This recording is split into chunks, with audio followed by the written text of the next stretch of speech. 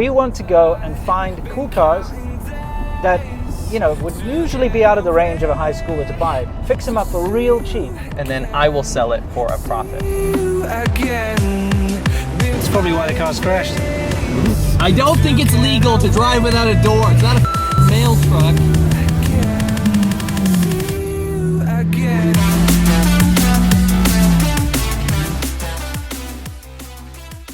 So this is pretty harrowing, AC Milk. It is. I mean, I'm driving a U-Haul. Yeah. With a trailer on the back, which is not that big of a deal, but it's these goddamn trucks everywhere. Yeah. There we were, sitting at the computer, looking for a car to buy for this project of ours, Yep. And we were trying to think what the perfect car would be. Yeah. And we kind of decided, what do we want it to be? We wanted it to be sporty. It's got to be sporty. Flickable, but it's got to look interesting. So we originally were looking at things like Preludes, we were looking at Civics, things like that, right? Yeah. But we were like, if we're going to do this, why not make it a little more special? There's this horrible situation that life throws at you. When you're a young man, you want a cool car. Yes. It's literally like the only thing in your life. Second to women. Yeah, absolutely. But it's kind of part of it. You want a cool car so you can attract the women. It all ties together. Yeah, okay. So young men want cool cars. Young men can't afford cool cars. Yeah. So you're sitting there with trash. You're getting your grandma's secondhand, like Oldsmobile or something. Yeah, I don't even know. I've been there. Yeah. Oldsmobile. Well, the thing is, you get a gross car. You're not going to look cool. You're not going to pull up to high school in a cool car. And it's when you get to our age where you can start to afford a cool car. Yeah. Right? So you could go out and buy something that you really like. Right. Problem is, when you get to our age, it's not that important anymore. No, we already have kids and wives. We want to go and find cool cars that, would usually be out of the range of a high schooler to buy. Fix them up for real cheap and be able to sell them at an affordable price. You don't need to get a Camry. You don't need to get some crap box. No, you don't. You can get something awesome. So we're going to be seeking out cool cars. They're going to be cheap because either they kind of been strung through the ringer and they look crap, or they've been damaged in some way or whatever. And I'm going to teach you guys that on a very, very, very tight budget, you can actually fix these things up, make them cool, and afford a cool car. We're going to put in the work. You're going to fix this up. You're going to teach everyone, give everyone the confidence to very cheaply, on $1,000 budget, sometimes even less, take a really, really cool car that may be wrecked, make it cool, and then I will sell it for a profit. Yeah, you see, the thing that I've found out, about America, one thing that I really don't like is how much people charge for labor. It's ridiculous. You take your car in to do something very simple. Yeah. And they're always finding excuses to tack on some more work. They're charging ridiculous amounts of money. Okay, I mean, look, South Africa's the same, and that's why I know how to fix cars. Yeah. Is when I was younger, all of my cars were crap. I couldn't afford something nice. I was always breaking down, and I didn't have the option. I didn't have the money to go take it into a mechanic and pay these exorbitant labor fees. So I learned very quickly how to fix my own cars. And you know what? It's actually a lot simpler than most people think. Sure. It's just like anything else in life. Until you've actually got your hands on it and tried it, it seems complicated, it seems difficult, but it's actually not. So the whole point is, I want to be able to teach you guys some very, very simple mechanics. The kind of stuff where you can go into an AutoZone, buy some tools, buy a couple of parts that you might need, do it yourself. All with affordable hand tools, nothing fancy. We're not going to be doing anything that requires specialist stuff. No. And I'm going to teach you guys how to make a car cool and work perfectly again. So Winston, we got $1,000 in our pocket. Yeah. But the car that we were looking at Yeah. is not $1,000. No. So I'm going to have to try to be real slick in bargaining this one down. Yeah, exactly. By the way, I wanted to tell you, Yeah. the place that we're going is actually right next to Compton. Nice. So this might have a factor in the price of the car. Hopefully there's no bullet holes and drugs in it. I don't think there will be. I mean, We'll find out. Compton's one of those things like downtown Detroit. Everyone says it's bad, but it's not actually that bad. Well. It's like Soweto in South Africa. It's like a tourist place. Right. You know? Gotcha. Well, we'll find out. Yeah, we will.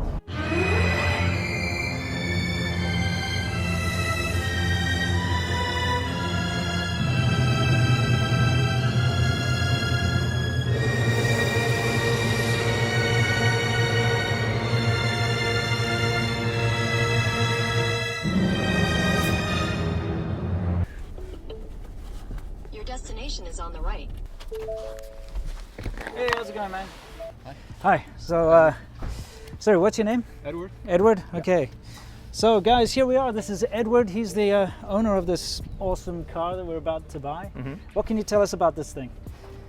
Well, it's a 1985 Toyota MR2. Yeah. It features the awesome 4AGE engine compared to the C50 transmission, 5-speed. Yeah. It's notorious for the 5th gear pop-outs, but the later models got rid of that. So this has the later model transmission. Correct. Yeah. That's cool. That's So pretty sweet. yeah, I mean this is exactly what we've been looking for. But now everybody's going to find out why we're getting a good deal here. It's just Yeah. or somebody hit me. Right. Yeah. What happened actually? Well, I was just going right in front of a school, and I think Dad accidentally did an illegal U-turn, crossing over 2 lanes of traffic. Oh wow. Okay. Yeah. And he just smacked into you on the side. What was he driving? Toyota Corolla, Okay. 09. Oh, nice. Okay, so Toyota meets Toyota. All Keep right. it in the family. So yeah, I mean the major issue for us really is we're gonna have to fix the suspension here. I guess we have to try to get this thing started. Yeah.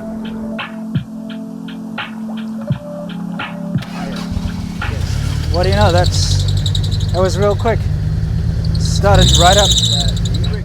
So, how much do you want for this thing? I was looking for around 2,000. I think 2,000 is a good overall price for this, car, because it's pretty fairly damaged, but it has some street value to it. And the previous owner said that he had about 50,000 miles on engine and transmission before he swapped them on. Okay. Yeah. But don't call me on that because I don't have receipts. I got you. Sure. I got you for sure. Oh, it doesn't? Yeah. Okay, so no e-brake. Yeah, a little more to do than I was expecting, but that's okay. It's all part of it, Yeah. Do the lights pop up? Yeah. Let's take a look. Oh, nice. Okay, cool. So what do you got there, bro? 1, 2, 3, 4, 5, 6, 7, 8, 9, 10, 11, 12, 13. I reckon we renegotiate a little bit. That windshield is effed. Yeah. 13? Yeah. Okay. Cool. There's a lot more damage, a lot more things don't work. So the windshield is pretty knackered. It's pretty messed up. Yeah, a couple of things. Would you agree on 13? It's going to be kind of a big job. Yeah. Actually, yeah, I need the money. So. Okay, cool. Not trying to lowball I you really here, it's just- appreciate it. We just rather- we didn't know about that part. So Yeah, I'm it's okay. sorry. Okay, cool. Here you go. Thank you. Sweet. All right, let's get this thing on the trailer. What do you say? Yeah, absolutely. Let's do it.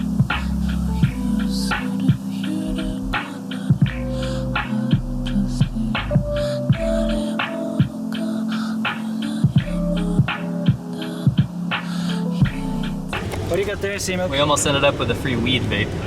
I don't know, man. Isn't that like a felony? It's California. That's probably why the car's crashed. Ooh, maybe. I'll go return this. Yeah, okay.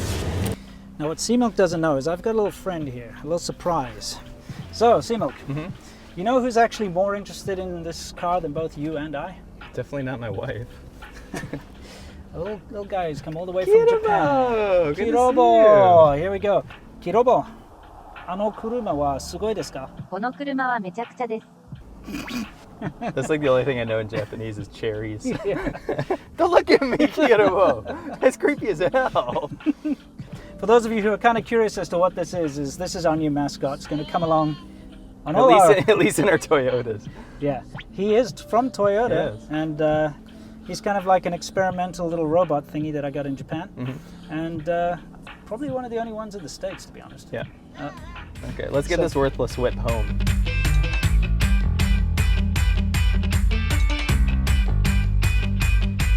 In order to ensure smooth trailer action here, Kirobo is your tofu cup. What is this, like Initial D? Yes. If he falls over, you've failed. Okay. It's a little different than Initial D because, they're actually driving the cool Toyota in that one, not towing it. Yeah. All right, so he can't fall over. No, it's not allowed to fall Try my over. best. So gradual braking, right? But fail. That's a shit test. That's hard.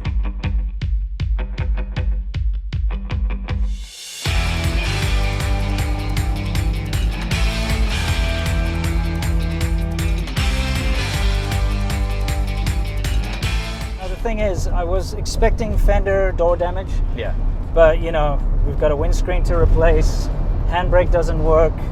We've got a ton of like cosmetic damage. The paint's rough.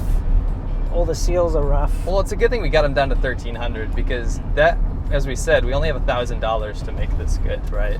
Yeah. But that's just more stuff we have to do without paying other people to do it. We're gonna have to do everything ourselves. You know, the thing is, right, the engine started straight away. It seems mechanically sound. I reckon it's gonna drive okay after we fix the suspension. The insurance company quoted him $6,000 to get it fixed. Right. It would have cost $6,000. Would have cost. That's ridiculous. That's insane. Yeah. Why would you pay that? Yeah. We're going to do it for now. Well, we've got a budget of $700. So let's see if it's. It's a challenge. It's a challenge. But yeah, I think we can do that. You know what the first challenge is? What's that? Getting it home. Yeah, that's very true.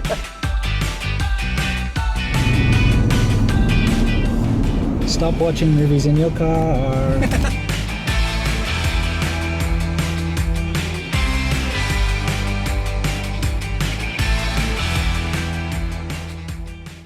この車はめちゃくちゃです。 Now, what I think we need to do now is actually, you're the mechanic, right? You need to go through the car and point out what needs to be fixed. But since we only have $700, you're going to have to prioritize it for me. Yeah, well, we're going to have to call in Dr. Milk. 金継ぎを使う。 Can you tell Kidaba to shut up? What is he saying? I don't speak Japanese.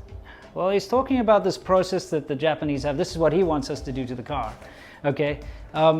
When you get a bowl or a cup or something that's been broken, they will actually use like gold leaf and stuff to repair it. So repair the cracks with gold, and that actually adds value. So what you're doing is you see a damaged, you're celebrating the damage basically, and you're taking something that's damaged and improving on it by repairing the damaged thing with something better. So I hope So he it's doesn't. like celebrating imperfections.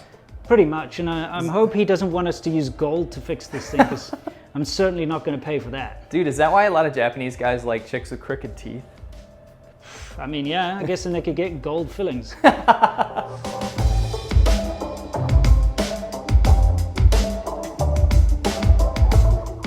Oh boy, we've got a lot to fix on this thing. I think it's time for me to call in Dr. Milk. Hey, Dr. Milk! At your service. Winston, why don't you tell me in a list of prioritized fashion what we need to fix on this car? Pretty much the whole front suspension, as far as like tie rod ends, toe arms, all that kind of stuff. It's all been bent, so we're gonna have to look at all of that. We have to take this wheel off and check it out properly. Of course, we have this whole front fender, which, well, let's be honest, it could probably be saved, but I'm guessing not, because it's actually torn through here. Whole passenger side door, 100%. It's all damaged, all the wires are hanging out. It's mangled beyond repair. Luckily, the frame doesn't seem badly damaged at all, so it could just be a matter of changing these things and we're good. What else? We've got damage to both rims on this side of the car, and we have to look carefully at that because that's quite dangerous. If it's cracked or damaged, you don't want to be driving that. より少ない話より多くのアクション。 Kirabo, shut up. We've got a flat tire on the back here. We've got a cracked windscreen, which I think is pretty important. And we know that the car actually runs. So the engine probably needs a look at. We have to check all the things inside, but most importantly, suspension, fender, door, and wheels. Dr. Milk, what's your prognosis?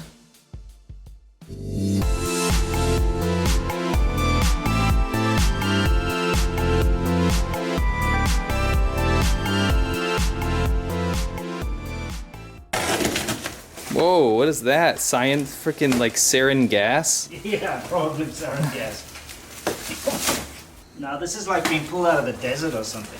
You're getting lost in the box. It's eating you, dude. Yeah. It used to be white, so maybe when we sand it down, we'll actually get down to white, and then we can just go over the white again. Sure. Yeah. Oh yeah, does it have a window? It does. Look at that. It's a full door. Yeah, let me, It's not dented either. just for camera, let me try to get that up. That was in the desert. Oh, there is a bend here. Probably from shipping, but we can hammer that out. Yeah, I'm happy with that. $80 door. $80 door.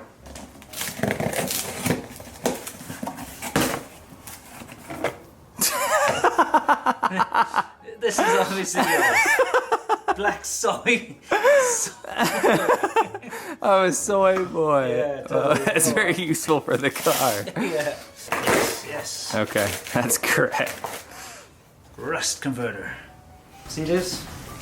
I guess it didn't really survive the shipping very much. That's supposed to be straight. Uh-oh. Let's see what it looks like. I wonder what color it's gonna be. That doesn't look great. It's a good thing we're respraying this, you know? Shit. Yeah. Diapers. Well, it's kind of appropriate since this is a piece of shit. There we go. Are we any better off? Well, yeah, look. This is bent too.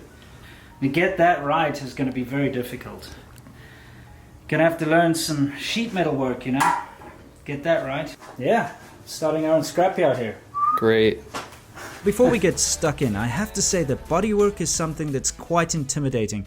I myself personally have never done bodywork like this before, and I was surprised at how easy it was. That's why I want to share this with you. Of course, I'm very comfortable wrenching on engines and doing mechanical stuff, and the next episode will be about all the mechanical things that were fixed on the car. But for this one, I really wanted to share with you how simple it is. Anyone can fix this kind of thing. So let's look at the whole picture here. What is it that actually needed to be fixed? Very obviously, we have to do the front fender and the door on the side where the car was hit. But something that we didn't realize is that there was a lot of work to be done on the roof as well. Some very bad patchy bondo and rust and things like that were out of sight. Also, underneath the hood, which is not really a hood slash bonnet, it's actually the trunk slash boot of the vehicle, there was a lot of rust. It was really falling apart, so I had to take care of that as well. So we're going to be focusing on these things in today's episode. And first, let's just do the obvious one. We have to get the fender, the busted fender and the busted door off of the car. So we couldn't get the door open, it was completely jammed. So it makes sense that we take off the front fender first. And the best way to do this is to just jack the car up and take off the front wheel there so that we can actually gain access to all the little bolts there in the wheel well. It's fairly straightforward. Just remember, whenever you're jacking up a car, put a jack stand underneath. I mean, be safe, at least put in a little bit of effort into being safe. And another little trick I like to do is to actually take the wheel that I've removed from the car and stick it under the car too, just as an added little, measure of safety.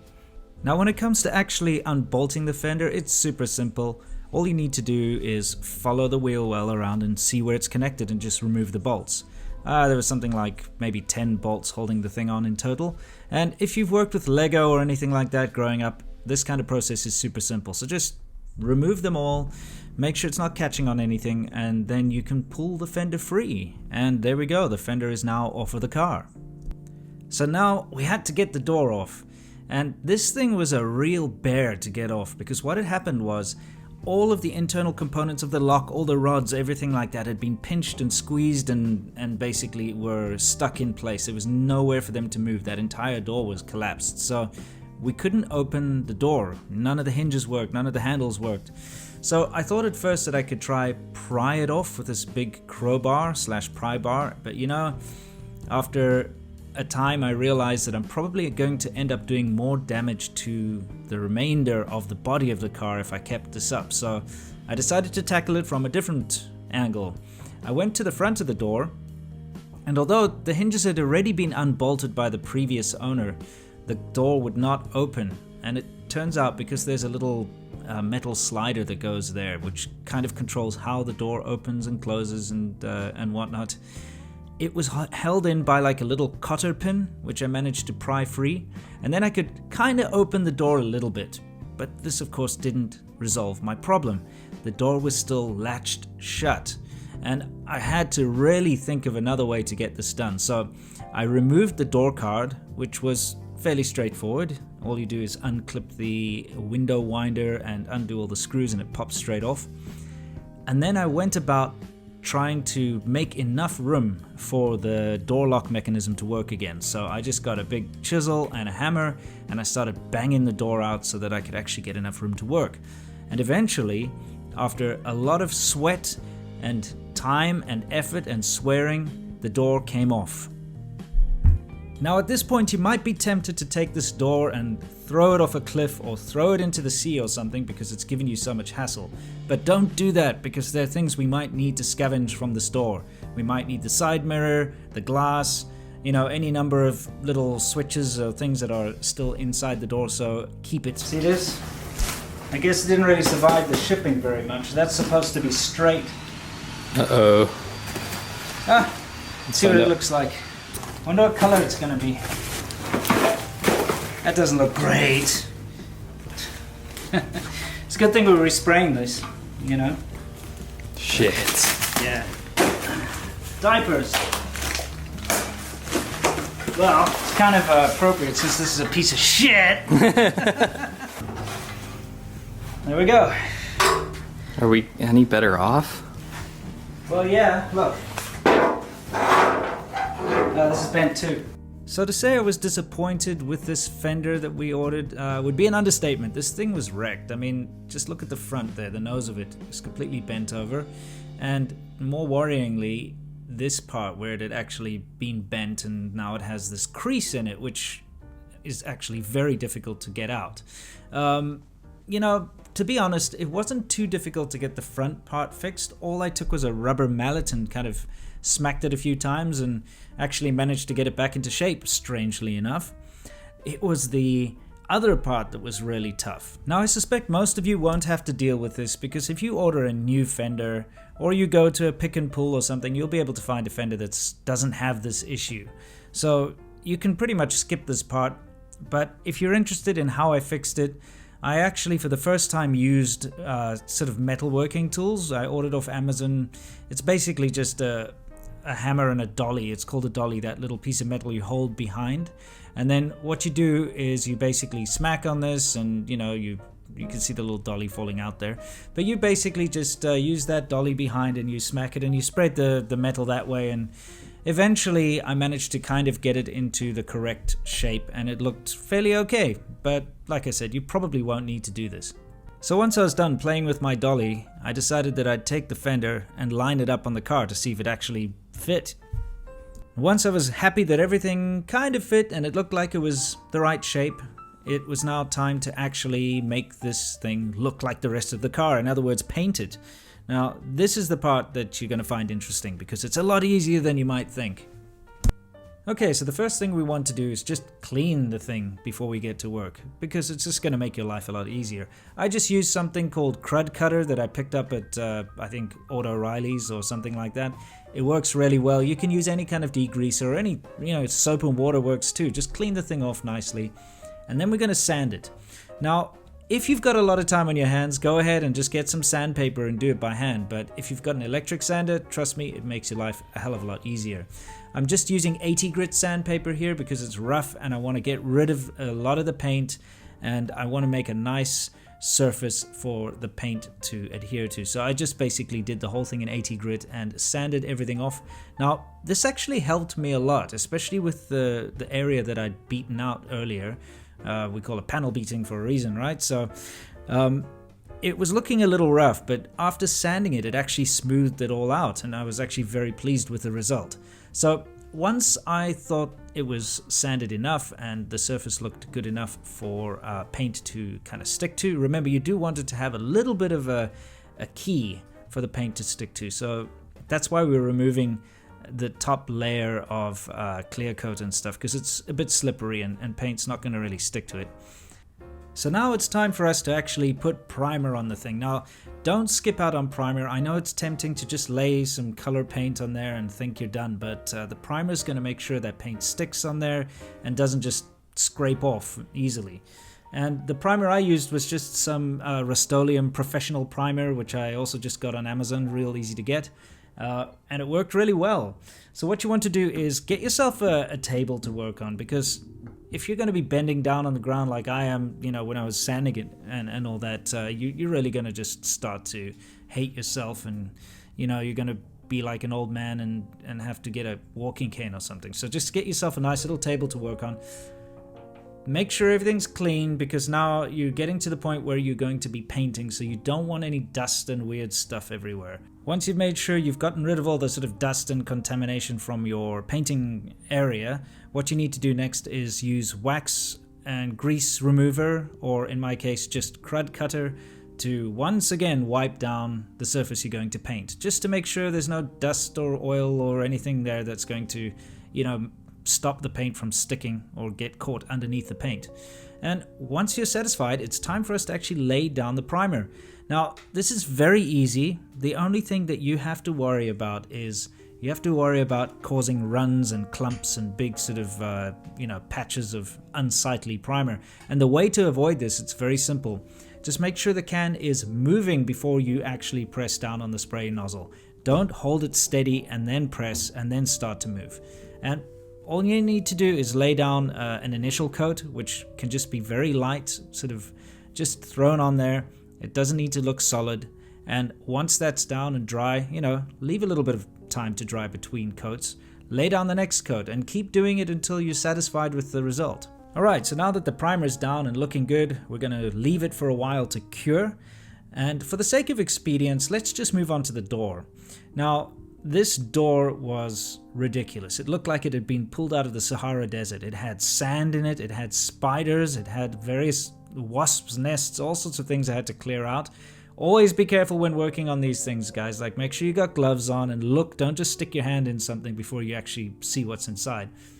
First scorpions and now a brown frickin' widow. Yeah, I'm just busy removing like some masking tape, and I peel it off and this thing like literally crawls over my finger. So once it was clean, I did exactly the same as with the fender. I just sanded it down. One thing, don't forget to mask off the bits you don't want to paint over. So if you've got black trim and you want it to stay black, just get painter's tape or masking tape. You can pick it up at any hardware store. It's really cheap. Just put it down nicely before you start. Anyway, I sanded it down, I put primer on it, everything's ready, and now we need to find the right kind of paint for our car. Now that's very easy. Most cars have the paint code or the name of the paint somewhere on a sticker under the hood or on the side of the door or somewhere in the car. A lot of interesting facts that you can find underneath the bonnet or hood of your car. For instance, this is all about catalysts and your timing and stuff. Don't worry about this. These are all your emissions. The hoses for the vacuum stuff. You got this is for your belts. We're going to get into all this in later videos, but what you want to look for is things like this, okay? Now if I go and run these numbers on the internet, this is probably the paint code for this vehicle. However, it's very easy to just look up online, type in the brand of your car and the color, because usually they only have one white or one black or one silver color for whatever year and model of your car. It's pretty easy to find out this kind of information online. Our car was Toyota Super White 2. And we could get cans of the exact paint that matches the color on Amazon. Super easy. So we just ordered a bunch of cans of this. And again, like the primer, what you want to do is just lay on an initial coat. It doesn't need to be very thick. And then let it dry a couple of minutes. And then go on and do the next one. And put down at least 3 layers of paint. Because if you can see that primer shining through still, you haven't put on enough paint. So just keep going until you're happy with it and satisfied, and then leave it. I suggest leaving it for like a day to cure nicely. Now you're going to have one of 2 results, and as you can see here with the fender, it came out fantastic. I'm very happy with the way the paint came out, and I didn't have to do anything further.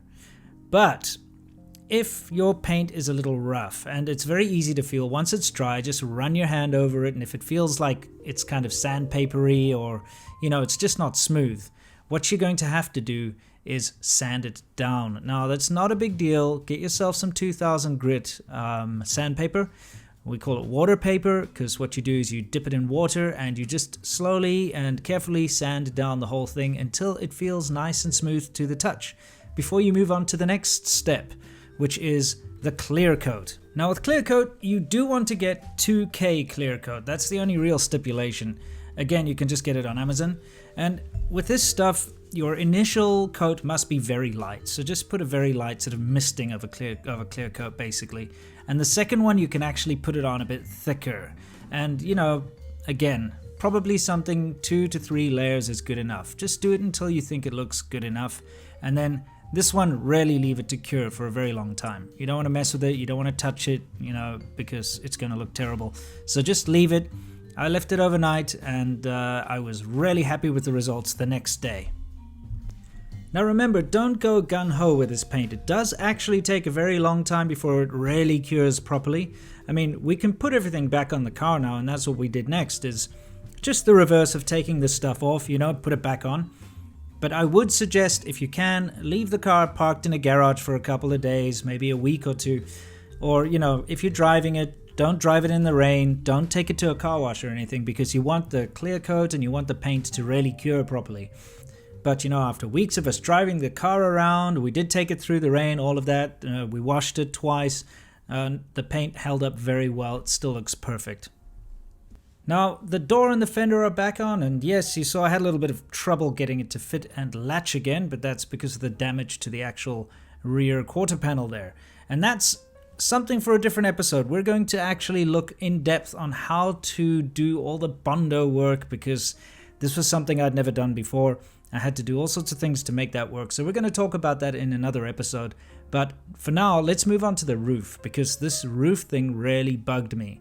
You see, the roof looked weird. It had like lumps in it, as if there was a rust spot underneath, or if it was dented or something. But as I got a little closer and tried to examine it a bit more, I gave a little tap with a hammer to see if it would go down, the bumps. I realized that this wasn't metal, this was actually Bondo. So out comes the grinder, and anyone who works on cars needs to have one of these things. I think maybe in America you guys call it a router or a router or something, but I call it a grinder, an angle grinder. And I just very lightly started to grind some of this stuff off, and it turned out to be quite a thick layer of Bondo. Now, there's nothing wrong with Bondo. Everybody uses it who does body work on cars, but there's a proper way to use it and there's an improper way to use it. So you don't want to be laying it on this thick, and you want to make sure it's nice and smooth. Anyway, I removed it all, ground it down, and I discovered that there was actually quite a lot of rust and big rust holes, and there was actually what looks like a bullet hole in the roof too. I don't know what that's all about, but I uncovered that. So I got rid of and treated all the rust before preparing it for Bondo.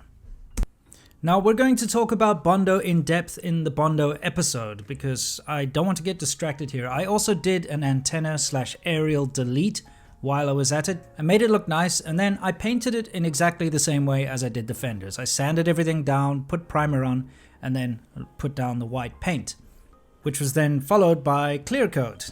Now we all know that rust is the enemy of cars. It's the cancer of cars. Once rust starts taking hold, you can pretty much forget it. Your car is going to just continually be under attack.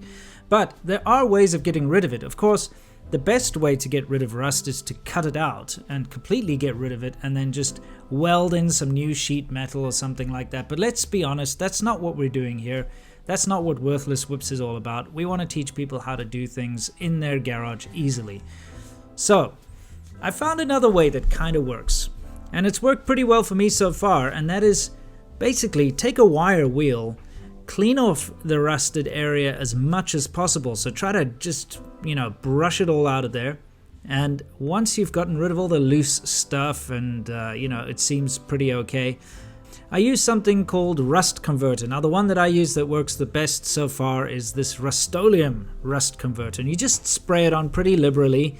It stinks, by the way. Make sure you're in a ventilated area, because I feel like if you're breathing it in, you're varnishing your lungs or something. So be careful of this stuff. Spray it on, and then you leave it. And I normally leave it overnight, and by the time I come back the next day, it's actually converted the rust into this kind of black substance, which can then be sanded or machined, and it stops the spread of rust, which is fantastic.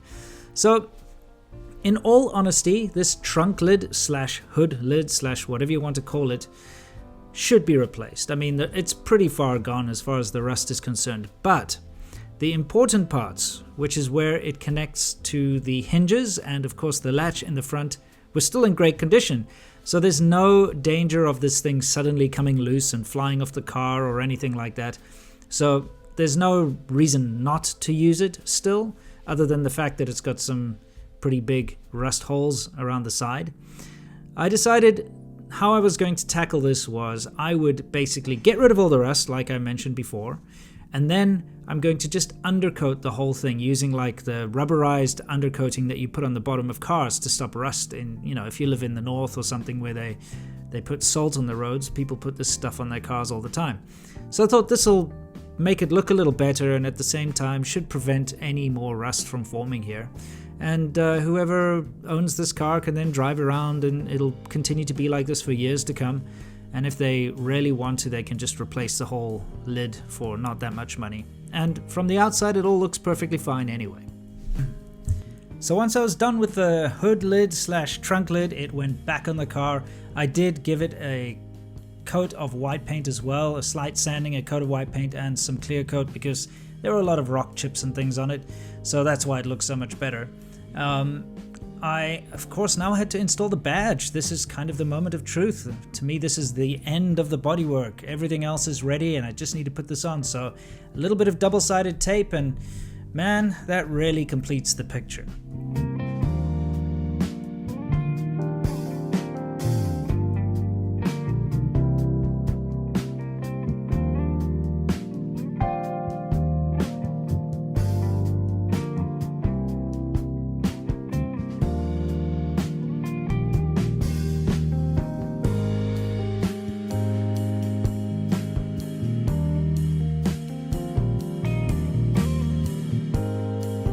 Now, there's nothing worse than a corroded battery. And hear me out here. You know, you're working in the engine bay, you brush your clothes up against this corrosion here, you know, you touch it with your hand, you get it on your skin. It'll start burning your skin, it'll actually eat holes through your clothing. I had a cousin of mine who once picked up a battery in this condition and was carrying it against his shirt, a nice silk shirt, and he kind of fell asleep on the couch and woke up the next day and he had massive holes in his shirt. He had to replace his really expensive silk shirt. Why the hell was he wearing a silk shirt? Well, I'd taken him out for a couple of drinks and the car I was driving, the battery died. I had a spare in the back because it used to die all the time. So he fetched it out the trunk and carried it to the front for me to put it in, and he was holding it against his shirt, his special, really expensive silk go out on the town shirt, and he wasn't very pleased. He kind of blamed me for that. Now, in order to save your silk shirts and more importantly your skin, get yourself some gloves. Now, I'm going to introduce you to a little friend of mine, WD-40. I love WD-40. I use WD-40 on everything. If I could put my car and soak it in WD-40, drown it in WD-40, I would. But anyway, this is a good way to start. You pour WD-40, or spray it I should say, all over the corroded battery terminals, and it just helps, you know, contain that stuff and helps break everything up. And what you'll see here is that I'm struggling with this nut, and the reason is the nut from corrosion has actually kind of changed its shape. So I had to try different size spanners, as I call them. You probably call them wrenches. But I had to try various different ones in order to kind of get it loose. Now we're going to talk about this silly little screw later, and you'll see it's there for a reason, but it's not really a good reason. But something more concerning is that the battery itself is actually loose. You see, the factory hold down for the battery doesn't exist because, well, someone put an aftermarket air filter on here and usually it connects to that. So they've put this kind of cheap wing nut / metal strip type universal battery hold down in here, which because of all the corrosion actually corroded through and broke. So let's give it a little squirt of WD-40 and we'll get back to that later because that's nasty. Now, while that soaks away, let's just get that nut off of the terminal there. And you can see very clearly just how badly it was deformed by all the corrosion. This is not something we're going to keep. Throw this away. Keep it away from pets and kids and anything like that. And don't taste it because it's very acidic and sour. Okay, now we got to get this battery terminal connector off here. And I'm first going to try clean it up a little bit with this rag of mine, which has a bit of WD-40 in it. You can see all the particles flying around, so try not to breathe this stuff in. I can't think it's good for you. I'm going to give it a few love taps with the hammer here and see if it wants to move. And of course, it's moving a little bit, but I'm getting ahead of myself. This little screw that I mentioned earlier has to come out. Now, the reason that screw was in there in the first place was the previous owner had obviously put it in there because the battery terminal connector had corroded so badly that it would no longer clamp down properly onto the battery terminal. And of course then not make enough contact, and the car probably wasn't starting. It was making that kind of clicking noise. You may have heard it before if you have a loose connection. So now that I've removed that, this comes straight off, and yeah, look at that rubbish. Why even bother trying to keep something like this? I mean, if it's not clamping down anymore, if it's corroded away, just get a new one. They're cheap. And that's exactly what we did, is we got ourselves some new battery terminal connectors. But of course we have to clean the battery terminal properly, otherwise if you put it on a dirty terminal, it's just going to corrode all over again. So there are a couple of ways you can do this. Easiest way, just take WD-40 and I don't know, a sponge or a Scotch-Brite or something like that and clean it yourself. Or you can pick up one of these cool little battery terminal cleaner tools from Auto O'Reilly's. They're, I don't know, $1 or $2, super easy. So you just kind of want to clean all the corrosion off and make sure you have a nice clean connection for your new battery terminal connection. Now, as you can see, we actually have two wires here which we're going to have to somehow make fit into the single battery terminal connector, because we're not going to be using this other weird sort of connector that's on here. But these wires are in bad shape, and the last thing you want to do is put wires that are rusty and corroded into a nice new connector, because it'll just make the new connector all corroded too. So what we're going to do is get some wire cutters, and we're actually going to clean these wires up a little bit. And we'll start by, of course, stripping some of the insulation off of the ends of these wires so that we have enough to fit into our new battery terminal connector. Now you'll see I also stripped off or cut off some of the sort of frayed and damaged copper wire at the end there, because that stuff's brittle, it's probably going to break, so just get rid of it. But be very careful you don't cut your wires too short. You have to make sure they can still reach the terminal of the battery, otherwise, you know, it's going to be a real pain. You'll have to go and somehow try and extend these wires. So I made sure that there was enough slack, they could still reach the terminal. I got rid of the insulation, and just as a safeguard, of course, I used my good old friend WD-40 to get rid of any corrosion or rust that might be hiding in the wires there, because that stuff will spread. Anyway, wire cutters is all you need. Get rid of all the excess insulation, and once you have enough space, you can start to try and fit it inside the terminal. You know, this is really straightforward. Just loosen the bolts here with a spanner, and now this is something you want to tighten down really, really tight, because if it's loose, it's very possible that it could vibrate loose and come off while you're driving, and that would actually cause a lot of problems. If you've got a more modern car, it would cause the car to die. An older car like this would still keep going, but possibly cause you to cut out on the highway. So just make sure that this is incredibly tight.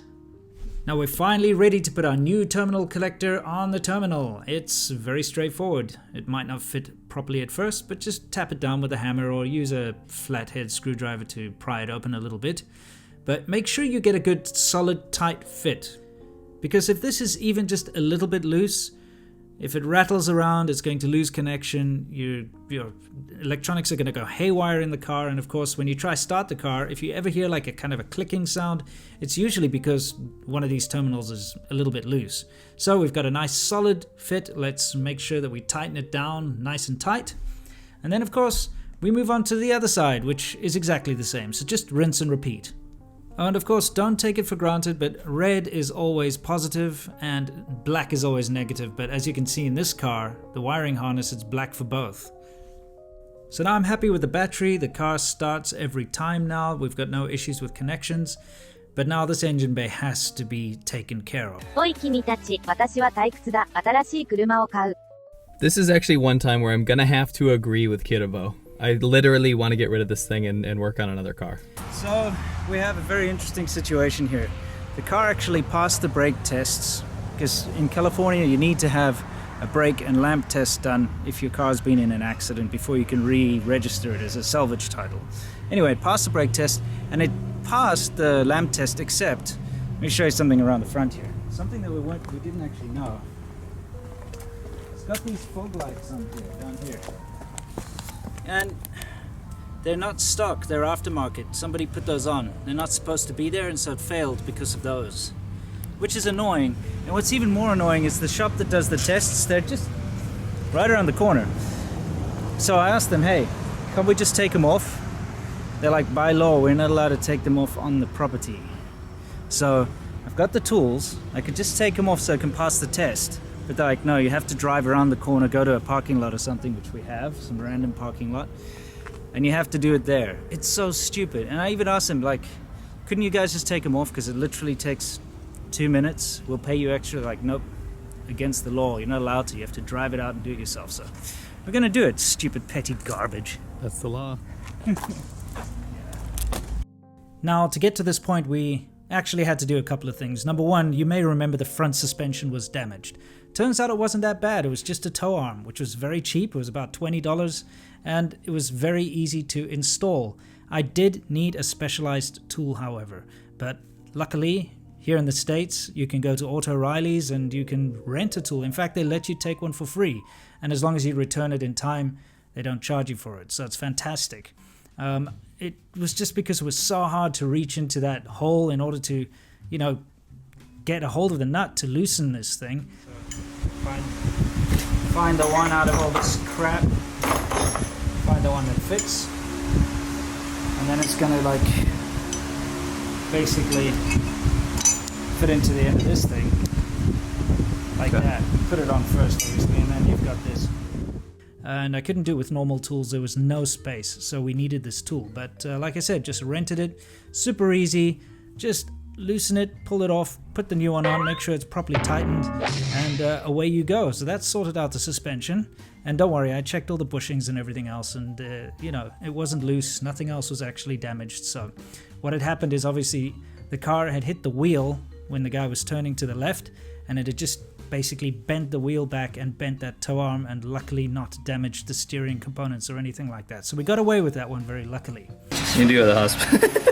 What's that? Sorry, it just looks ridiculous. It's terrible. I can't see shit. I can I've got a hazy imagine. eye. Ah. At least it's not gas. Yeah, but I can't see like properly. It's hazy. Hope that goes away. Yeah. Oh, This car is not worth it. Jesus Christ, man. Always getting stuff in my eyes. Yeah. Wear eye protection. Okay, I'm just gonna try to pull it from that side. Need that WD-40 we bought. Next, and actually a bit of a bigger job, believe it or not, was the parking brake, or handbrake, or e-brake, or whatever you call it. The cables were actually missing. Although the car has close to 400,000 miles on the clock, this is actually a changed out engine. That's one of the reasons we bought the car, is that it has an updated JDM, which means Japanese Domestic Market engine. And this engine actually puts out a little bit more horsepower. It's a little bit more rigid. It's basically a stronger engine. But this one apparently had about 50,000 miles on it. So when they changed the engine out, I suspect that they removed the handbrake or e-brake cables in order to make the process easier, and just didn't bother reinstalling them afterwards. This is also a big worry for everything to do with smog, but we'll get back to that later when we get back into the actual engine stuff. So in order for me to install these cables, I had to remove all these plastic cowlings, I guess, or protectors from underneath the car. Obviously trace where they're supposed to go, find all the mounting posts, and luckily for me, all the hardware in the front of the car anyway was still there. So although it was a very time-consuming job, it was actually very simple, just a matter of hooking up the new cables, and then of course connecting them to the rear brakes. With brake and lamp certificate in hand, it was time for us to go and take the car in for smog. Now, Toyota has a reputation of just being incredibly reliable and, just they make fantastic engines, which is true, it's well deserved. So we were actually very expectant that it would pass. So, well, let's see what happened. Let's hope it passes. We'll see. I give it a 60% chance. And it failed. Turns out there wasn't a catalytic converter on the car, so we got one from Auto O'Reilly, slapped it on, and came back for another free test, because they give you a free reinspection, which of course, it failed again. We're back with the MR2, and this is now going to be the third test. Yeah, it's the third. Third, okay. Yeah. Unfortunately, I still failed. グレタ・トゥーンバーグに伝えます。 Well, to be honest, when I saw those numbers, I'll have to agree with him on this point as well, because when it's designated a gross polluter, a 1.6 liter Japanese 4-cylinder, then you know something is severely wrong with it. I've got to be honest, I'm a little curious as to how the previous owner got this thing to pass smog. So what is it, the 4th time now? This is getting boring and frustrating, and I don't think anyone wants to see this, but if we miss passing, it'll suck. So we gotta film it. Yeah, so 4th time lucky, 4th time's a charm. That's what they say, right? It's like the luckiest number in China, number 4. Not. 4 times now. So can you believe it? We passed. We actually passed. I gotta see these numbers. Yeah. How close was it? Cleaned up pretty good. Oh man, awesome. You have no idea how much effort has been going into that piece of turd. I'm super happy about it. Yes. So why was it failing so much, and how is it that I actually got this car to pass smog?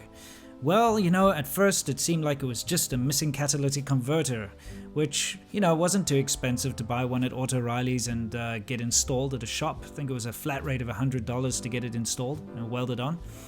And we thought that would fix the problem, but unfortunately, when they did this engine swap, they messed a lot of things up. They didn't install a lot of things, or they just, you know, basically buggered it up. I have no idea how they smogged this thing before. They must have paid a bribe or something, because there's no way that this thing was California legal.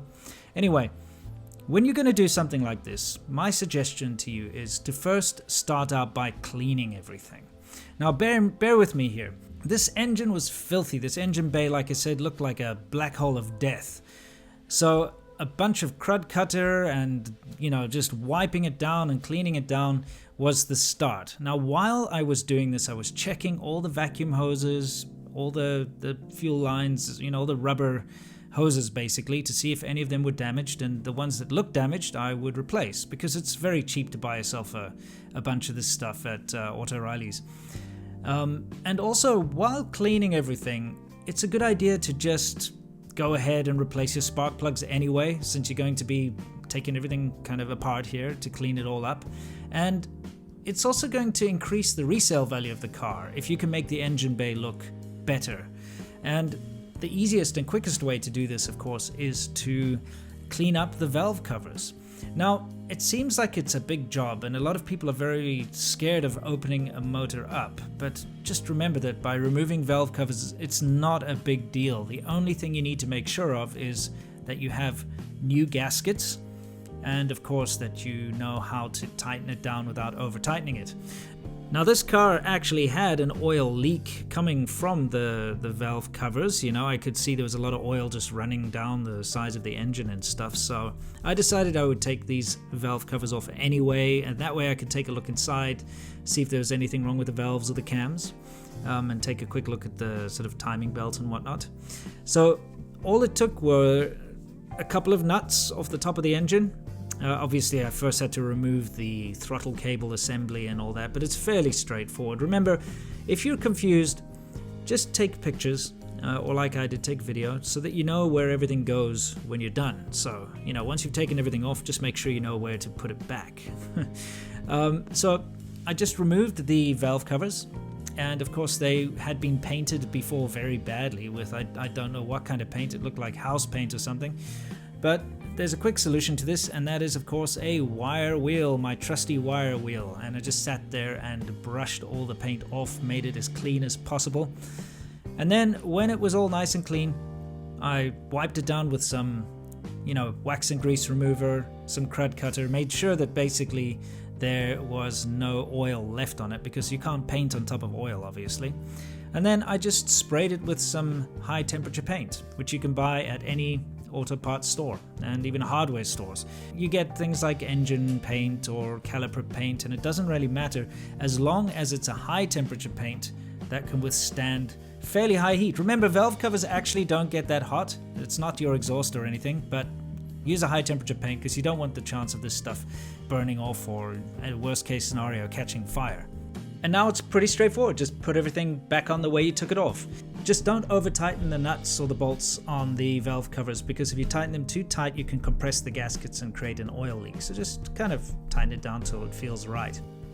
Okay, so the fact that this thing is a lot cleaner now makes it so much easier for us to diagnose problems, because having said before, it's a Toyota engine. You don't expect it to really give you much trouble. but after replacing that catalytic converter that was missing, we honestly expected it would pass, but guess what? It didn't. So what do you do to figure out what's going on next? Well, when it comes to smog, the next thing you have to check if you don't have a catalytic converter, or let's just say your catalytic converter is old and tired, it needs to get changed, which does happen. The next thing to check is something called the EGR valve. And this is it right here. Most cars have something like this, okay? And how this works is, it's connected directly to the exhaust manifold out there. You can actually see by this pipe. And what happens is, it basically, under certain circumstances, will open up and allow the exhaust fumes to get sucked back into your intake and get burned up by the engine. So basically it's taking some of the bad fumes from your exhaust, pushing it through the engine again so it burns up, so you have a cleaner exhaust. Of course, I don't like these things because they, end up putting a lot of crap back into your engine and what have you, but whatever, it's the law, so you need them. Now how they work usually is they use a vacuum. You can see this line here. This is a vacuum line. And it goes to this weird little thing here. Looks like a UFO. And this has also got a bunch of weird vacuum lines coming out. What the heck's going on here, you might be wondering. Well, guess what? So was I, because it's the first time I've ever had to replace or fix anything like this. Now the EGR valve itself, you first have to check if that works or not. It's very simple. You disconnect over here, this vacuum line, and you can just take your mouth, stick it over you and suck on it really hard. I have no idea how I'm going to do this, but I got to somehow reach all the way down here and suck on this. And let's try to listen real close. So suck on it, right? And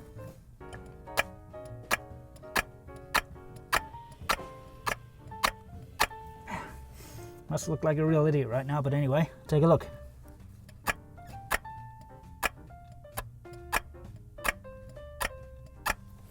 You can clearly hear it opening and closing, so we know that the EGR valve itself is okay. If you try to suck on it and you're actually sucking in like a really gross tasting air, you know it's busted. Anyway, so we know that's fine. So what could be wrong next? Well, how does the EGR valve know when to open? Well, on these old Toyota engines anyway, they use this thing. It's called a back pressure transducer. Very fancy sounding name for a piece of crap that basically allows the vacuum to either, operate or not. Here's the original one. Okay, and this thing was broken. You can test it in a similar fashion by basically blocking these things off and sucking on it. And it's not supposed to let air through because it has a diaphragm inside. This one was broken. Now, what saved my bacon was this sticker here.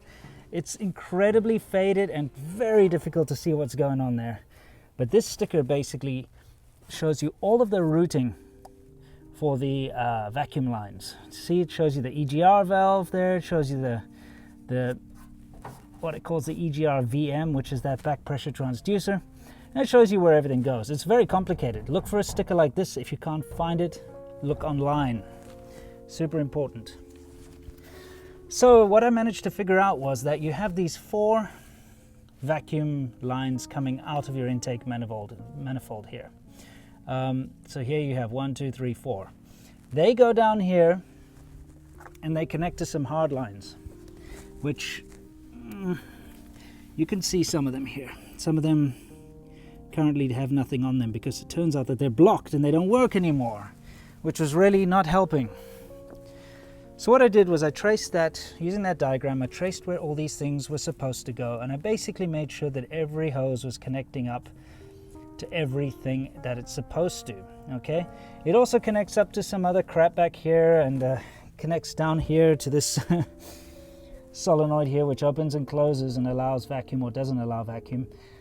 And the most annoying thing is it's supposed to have a vacuum line that goes into the air filter because there's supposed to be a big air box here. And so it obviously, this big tube you're seeing here, it would have been connected to the air box. And that obviously has something to do with the whole evaporation system and the whole smog system. And I was obviously at a bit of an impasse because the original air box no longer existed. So what I had to do was, they'd put this cold air intake nonsense. Most boy racers do this to their cars. Don't do it. It's a bad idea. And I just replaced it with a newer one because the other one was completely knackered. And then I made a modification. I drilled a hole so that I could get one of these hoses into this kind of adapter over here. So I kind of made it all back to the way it's supposed to be. I made sure that all of these vacuum lines are connected where they're supposed to be. There's also one down here, you can see where it's connected into part of the cooling system there, so obviously it works off heat, so if it gets to a certain heat it opens up vacuum for whatever reason. And I replaced this. Now this is tough because these no longer exist. I mean, when I say these, I mean these. They don't make them anymore for this model, and you know, you got a model number on here. I looked it up online and found one or two old secondhand ones, but why bother? I basically just went ahead and I found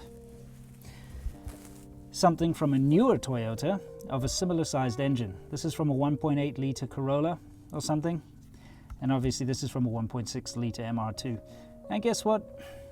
It works, and it works just fine, because after I replaced this, replaced all of the vacuum lines, put them where they're supposed to go, modified this cold air intake piece of crap to basically restore it to the way everything looks on this vacuum hose information sticker. Man, I wish that wasn't so faded so you can see what I'm talking about. I'll try and find one online to put it up so you can see what I'm talking about here. We took it in and it passed smog. So, I mean, the only other thing that I ended up doing was, of course, replacing the water bottle, the expansion for the radiator. And let me know in the comments. I mean, that's pretty boring. I just bought a universal one and swapped it out. If you really want to see how that all works, let me know in the comments and I'll make a specific video about that. But to be honest, that's pretty much it for this car. あなたは熟練しています。 Well, thank you, Kirobo.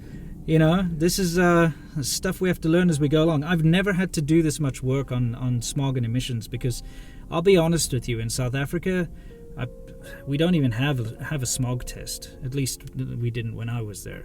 We have to do a roadworthy test, which is pretty intense. They check like the tire tread and they go underneath the car. They make sure everything's like legit and you can't have oil leaks and stuff like that. So, well, the audience will know if you don't come from California, if you're from a different state, all states have wildly different laws. Yeah, exactly. You know, in my home state of New York, we wouldn't have had to do anything to this car. Yeah, I mean, I'm pretty... Well, it's a very annoying thing about living in California, but at the same time, I'm also very surprised that they don't check things like tires. Because, like, we've got one bald tire on this car, and, you know, like, the suspension was all whacked and all that. You know, they didn't check to see if it was okay. It's just literally brake and lamp test is what we had to do to get a salvage title. Take it in for smog. They did the test finally when it passed after the 4th time. And then we could get it registered, you know? So it wasn't that bad after everything was said and done. Emissions is the worst. It is. It totally is. And I get it. I mean, I get it. If you're in California, it's blue skies all the time. There's a reason for that, right? It's beautiful weather. But yeah, that was really tough.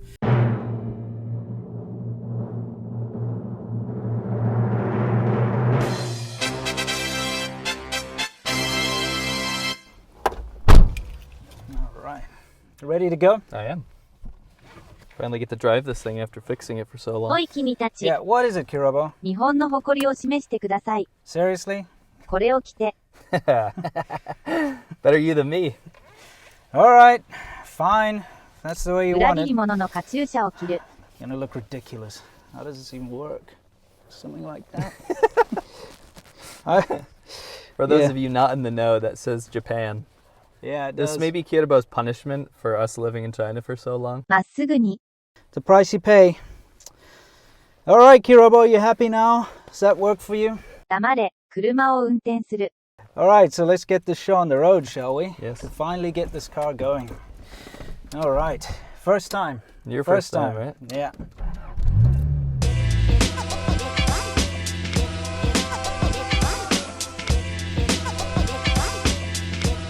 Well, I must say, initial impressions are actually really cool. I've had the pleasure to drive this for a couple weeks now, and I've been loving it. I'm excited to see what you think. Well, number one, the steering is incredibly light and responsive. It's not even power steering. No, that's surprising to me because, you know, my C4 Corvette's power steering is much heavier than this Right. thing. So yeah, it's so light, nimble. You've got great visibility everywhere. Yeah. I absolutely love the gearbox. You know, the way it shifts through the gears is nice and smooth and snickety, you know? Yeah. Yeah, it's such a fun little car to drive. You know, honestly, I'm getting some very weird looks from people passing us. I bet. I must look like the biggest weeb in the world. Imagine trying to wear that in China. They just Set they you mob on me, fire. they lynch me, they just lynch me, you know? Yes. You know what I mean? Yes. Dude, this is such a nice little car. I'm actually very impressed. Like especially the smoothness of the engine. Yeah. I mean, it's taken me a hell of a lot of work to get that engine into this shape, but now it's like perfect. Yeah. You can feel it. It's just awesome. It's amazing what they could do with 1.6 liters and no turbos. you Yeah. know? Yeah. I mean, there was a supercharged version of this Yeah. car, but it only put out like 20 more horsepower, Yeah, right? it's the 145. Surprisingly stable on the highway. I mean, we're clipping here at about 70 miles an hour. Yeah. And I'm not feeling intimidated at all. No. You know, some of the cars that I've driven or have been driving recently, you know, you're on the highway and it's floating all over the place. Oh and my you're worried. gosh. I mean, that's what you got to love about Japanese cars is they were ahead of their time. So They really were. you can take any other car of the same time period and you just don't feel as, I don't know, safe because it's just not as refined. In kinda weird. 1985, this wasn't like a high-end car. This is an No. affordable little sports car. I can't wait to see how this thing 0 to 60 is held up after all this time, to be honest. Yeah, so what we wanted to do was we have all the factory numbers, and that's the beauty of the internet. They've Yeah. cataloged everything. Right. All the stats, the weight, the 0 to 60 time, all this kind of stuff. And we have some of those old Motor Week videos we can go back to refer to as well. For reference, the American version of the Toyota MR2 did 0 to 60 in 9.7 seconds, whereas the Japanese one did 8.8. Which was like pretty blistering for the day. Yeah. I mean, you had other stuff, other like sports cars back then pulling 11s or 12s usually. So what we're going to do is find a good stretch of road, Yeah. use an app on our phone, do a couple runs and see an average that we get. Sounds good. We're going to have to take into account that I'm in the car. Yep. So take it with a grain of salt, but I think I have okay hopes that this has held on to most of its power. I think so. You know what's really blowing my mind right now? What? Is the last time we were on the highway, this was on the back of a trailer Right, and like completely undrivable. right. You know, with that suspension damage, you couldn't get it over like 20 miles an hour. It was just screeching and, Right. you know, wheel was off to the side. And here we are driving perfectly smoothly down the highway at like 60 miles an hour with no issues whatsoever. It's Yeah. awesome. All right, Winston, we are at the testing ground. 0 to 60. 0 to 60, are you ready? I'm calling 9 seconds. What about you? I'd say 8.5. You Okay, ready? this app's gonna know. It's gonna tell us when to go. Okay. So get ready. Okay. Make sure there's no cars behind you, okay? Yeah, we're good. We're good. Ready, and wait. Ready, set, go!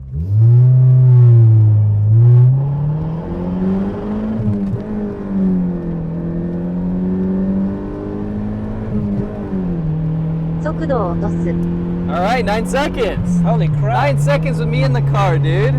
That's super And that's cool. accurate. That's not some bullshit. Yeah, dude. Dude, that means like without me in the car, you could absolutely hit stock numbers. That's insane. It's super good. I kind of want to have a go. Yeah, sure. Okay. Ready, set, go.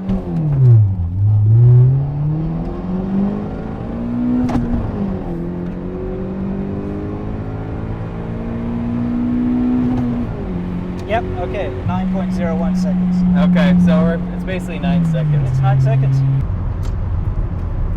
クソ野郎、私のシートベルトはどこですか Yeah. Okay, cool. All right, thanks. So what's the deal? So, the guy came over to look at it. This is fast forward 2 weeks now. And we're getting rid of it for $3,900. But it wasn't a total loss. We still ended up with a little bit of profit. I'm most of all really sad because I actually don't want to sell this car. Over the past 2 weeks driving this car, I've realized how things can change, but also how powerful nostalgia can be. Hold on, wait a minute. I've never owned an MR2. Heck, this 1985 was made a year before I was even a zygote, yet it reminded me of so much.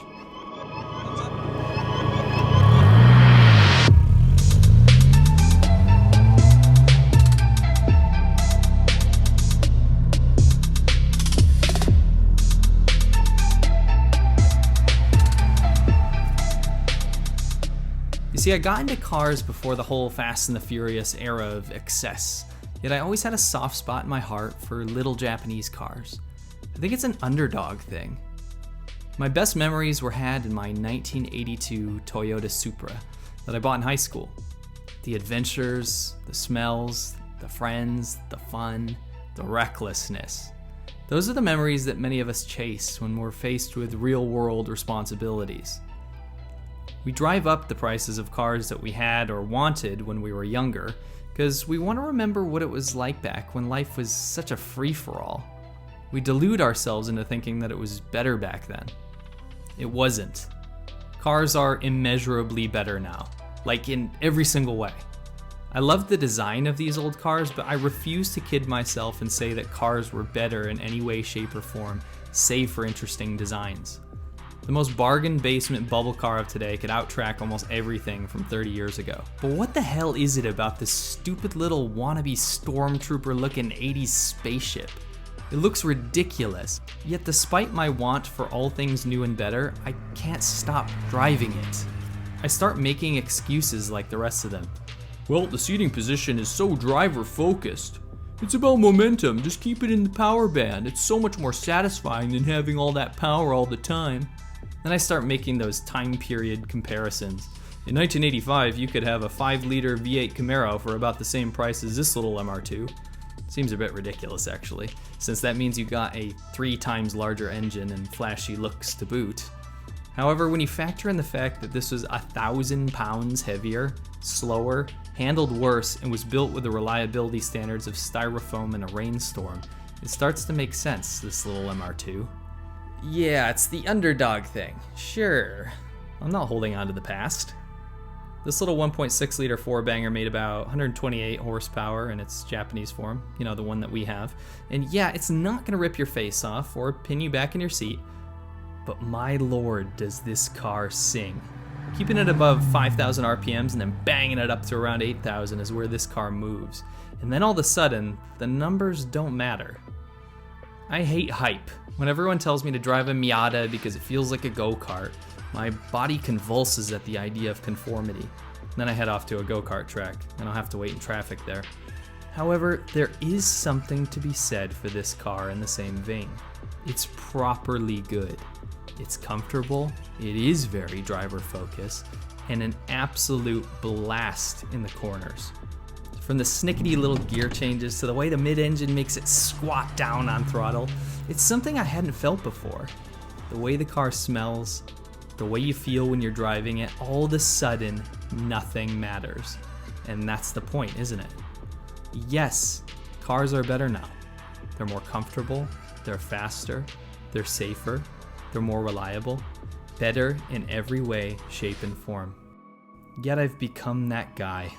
Mr. Live in the Past. They don't make them like they used to guy. But you know what? Let me play make-believe just a little longer.